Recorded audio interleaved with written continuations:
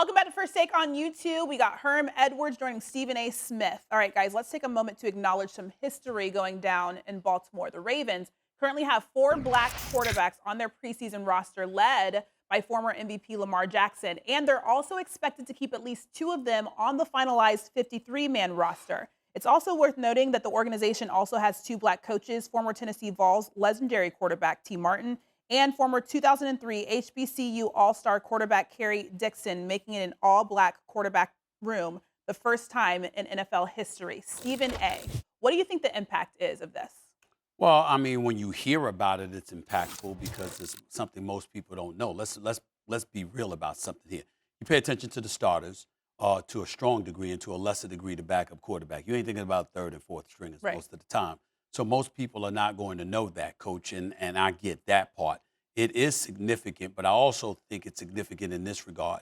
On so many occasions, we've lamented the state of affairs with the National Football League, particularly with the Rooney Rule and how it's been circumvented, because in 2003, when it was first implemented, you had an obligation to interview minority coaches, and then in the year 2020, they modified that, elevated that to 2, plus you needed to interview a coordinator, et cetera, because we saw teams circumventing their way around those stipulations and not really honoring it. We saw the amount of black coaches, for example. We've lamented that state of affairs. Last year, the number of African Americans in the sport of the National Football League, I happen to know, I just saw the statistic the other day, was at 56%. Let me give the NFL credit about something we're not talking about nearly enough. President of football operations, general managers, there's at least 9 African Americans in those positions in the National Football League. So blacks are being elevated to decision-making positions. And I think that that's something that we have to pay attention to as well.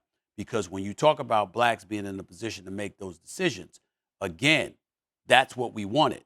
But we need to remind ourselves why we want it in fairness. We want it so we can have the power and the influence to make those decisions that come along with those titles, to have the power to do that. It's not so we just automatically need to go out and hire somebody black. Right. You got to hire the best candidate. And what you have an obligation to show when you get into those positions, that although you're going to address diversity, and you're going to address fairness, and you're going to address the paucity of numbers in certain positions and what have you, at the end of the day, what you really want to show is that you have a willingness to exercise a level of fairness the system itself didn't exercise for many years when white folks were patrolling those positions. You're going to have your eye on the ball to pick the best possible candidates as opposed to people that you're comfortable with or people who share your hue, your pigmentation, and your culture. You're going to be more diverse and you're going to be more fair than that. And I think that's important that you show that while still addressing the importance of the need of diversity in these respective sports, Coach. And Stephen A., you said it very well. And really, the question has always been, when you're in the room, who are the decision makers? When they make decisions on drafting players, they make decisions on who's going to be the GM. They make decisions on who's going to be the head coach. Well, what do they look like? What do the people in the room look like? And where do they gather their information from? If they all look alike, guess what? They gather their information from the people that look alike as well. Sometimes you have to diversify that room so you get all kinds of information. You know, in our life, we're gatherers of information. Information supplies us the ability to make good decisions. Football has changed since the era that I was involved in football as a player in 1977. There were not many black quarterbacks or even black coaches, to be quite honest. And we've seen that change dramatically on a lot of different fronts. One being more coaches, right?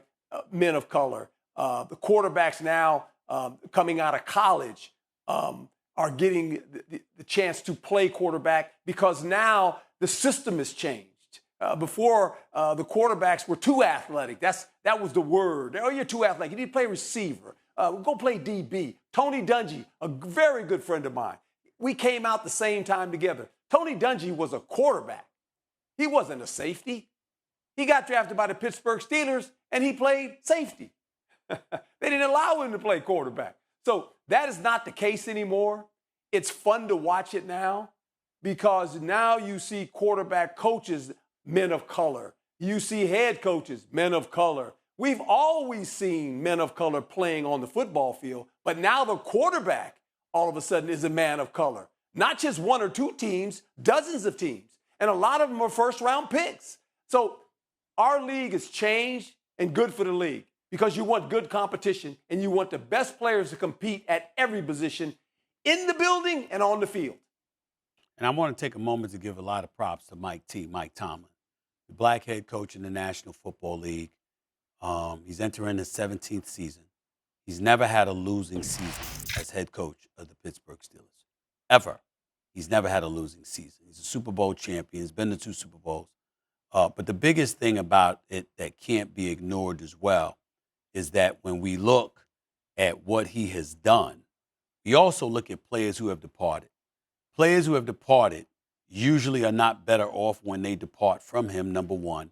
And number two, they usually regret leaving him. Mm-hmm. That says a lot about him as a leader because let's face reality, particularly when the vast majority of players in the league happen to be black. When a black coach gets hired, when a black executive gets hired, what they're really expecting from you, meaning ownership, is are you a leader of men? Mm-hmm. That's what, they don't say it, that's exactly what they're looking for. In other words, these guys, how they act, how they conduct themselves, et cetera, are they willing to be accountable to you? Yeah. And with Mike T, he's upheld that standard, if not significantly having elevated it. And he deserves a whole lot of credit for continuing when guys like Tony Dungy started. Yeah, for sure. Coach, anything else to add? You make a great, Stephen hit it right on the head. Tony was the guy that came in the league and really gave opportunities to people that look like us. I was on Tony's staff. Lovie Smith was on Tony's staff. When I left to become the head coach, Mike Tomlin took my job. And Mike Tomlin went on to be a head coach. So I think when you look at certain people, Tony has influenced that. Jim Caldwell was on his staff at one time. So, Stephen A. is right. Mike Tomlin is a Hall of Fame coach. No doubt. He's a Hall of Fame coach.